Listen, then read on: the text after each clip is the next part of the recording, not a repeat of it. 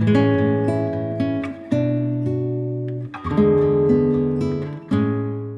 so tonight's dinner is coming from Half Baked Harvest. This is a recipe book that Emma got quite a while ago. It's got a lot of just really delicious looking recipes. I mean, everything in here looks absolutely amazing. We have tried several things and so far haven't been disappointed with a single one.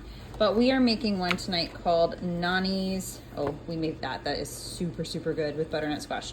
We are making Nani's sticky apricot chicken. So it's basically got apricot preserves, balsamic vinegar. It says Billion Island dressing or Thousand Island dressing. So Thousand Island dressing is what we could find. That is what we're gonna do. Some crushed red pepper. So basically we just put these ingredients right into a 9x13 pan, mix them all up, throw in some chicken breasts and coat it, and then chop up a head of broccoli. So this is actually broccoli that we harvested from our garden. We had just cut it up and froze it. So I'm going to cut that up into florets, put that around the chicken, and we're gonna let that bake for about half an hour and then serve it with some rice. Okay, tonight's dinner is autumn butternut squash soup. This is one of the Magnolia recipes. We happen to have a ton of butternut squash come out of the garden, so we needed some butternut squash recipes. So I have got a stick of butter in here, garlic, an onion. I'm just giving this a minute before I add the squash in, but we're basically gonna saute everything all together for about 10 minutes till the onions are pretty well cooked, and then add in our other ingredients, which is broth and some seasonings. And we'll let that cook for about 30 minutes then, 25-30 minutes before we blend it up. Okay, it's been going for 10 minutes. Added in a teaspoon each of salt, pepper, and nutmeg. Gonna add an entire container of just low sodium chicken broth. And then we're gonna bring this guy up to a boil. And then once it's up to a boil, we're gonna let it simmer for about 25 minutes. So after the 25 minutes was up, I used the immersion blender to blend it all up, and then I added in some heavy cream. It calls for anywhere from 1/3 cup to a full cup, just depending on what you'd like. And then we topped it off with some little bacon bits and some cheddar cheese, and it was so good. All right, so tonight's recipe is a super easy family favorite when you just don't want to spend a ton of time cooking. It's literally 4 ingredients. Ground beef, we use a pound for our family of 4. Some barbecue sauce. We are just gonna use up what's left of this bottle, but I believe it calls officially for like 3/4 of a cup.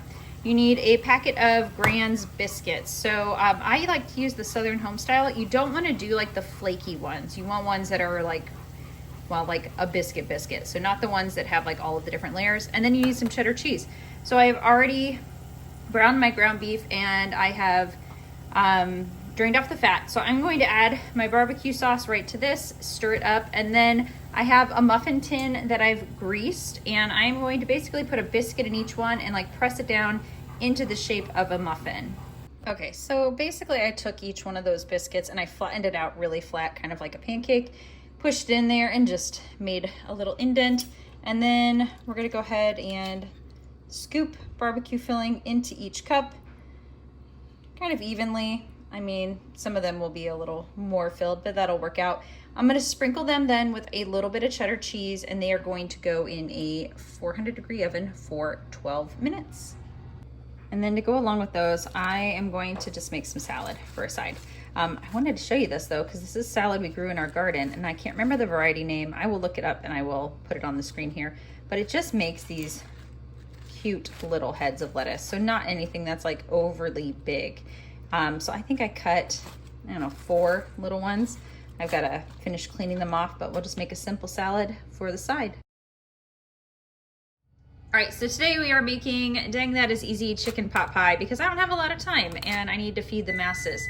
So, oven's ready. Anywho's, what you're gonna need for it are some veggies. Now you can use fresh veggies or you can use frozen. I'm just trying to shop our pantry basically.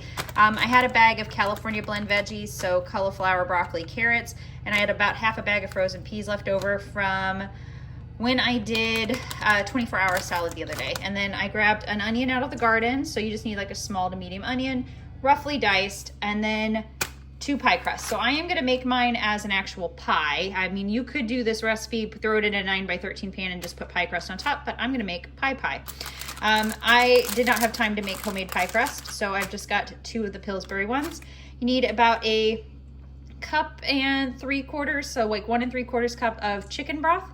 And then you'll need a 1/2 cup of milk and let's see what else, flour, and about a 1/4 cup of butter. So the butter is melting. I'm going to throw the onion in there and get that cooking, and then we will work on the next step. Oh, and chicken. Oh, how can I forget that for chicken pot pie? I cooked up some chicken tenderloins that I'm going to shred, but you can get a rotisserie chicken and shred it, or cook chicken breasts and shred it, whatever you choose.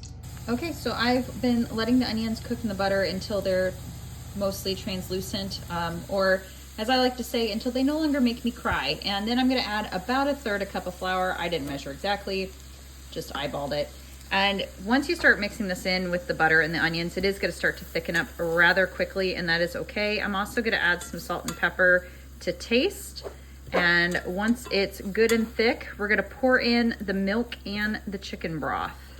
And here you go. By thicken up, basically it's going to make like a big floury glob, and that is what we want. That's what's going to help make our pie filling not be so runny. Okay, so I've added the liquids into here, and I'm going to let those heat up and just start to thicken a bit as it kind of blends with that flour mixture. I'm going to add in all of my vegetables and my shredded chicken and let the whole thing just kind of cook and heat up for a little while here. I have it on medium-high heat, and while that is doing its thing, I'm going to get a pie crust put into the bottom of the pie pan here. And again, you don't have to put it in a pie pan. You could just put all of this in a 9x13 and put pie crust on top, but we are gonna do it the pie fashion today. All right, so you can see that this is thickened up considerably. I like it to get to this consistency before I put it in the pie crust, so I know that the excess moisture from the frozen veggies has pretty much evaporated off. Even if they're thawed, they're still going to have a lot of moisture, and I just don't want to put something super liquidy in the pie crust. You can also add other seasonings if you so choose. I added in just a little bit of sage, just because I like that flavor. So whatever it is you'd like to add to it, if you like to have more of a garlicky flavor, you could add in garlic powder, you could do, oregano, or whatever seasoning mix you so choose.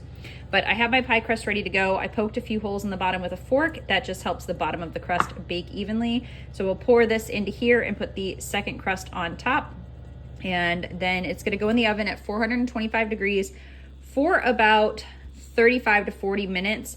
What you can do is you can cover the rim with some foil for either the first 15-20 minutes or the last 15-20 minutes. That'll just help keep that from getting too browned or burnt. I'm actually out of aluminum foil, so I'm just gonna have to watch it, and hopefully it won't get too brown while it's cooking.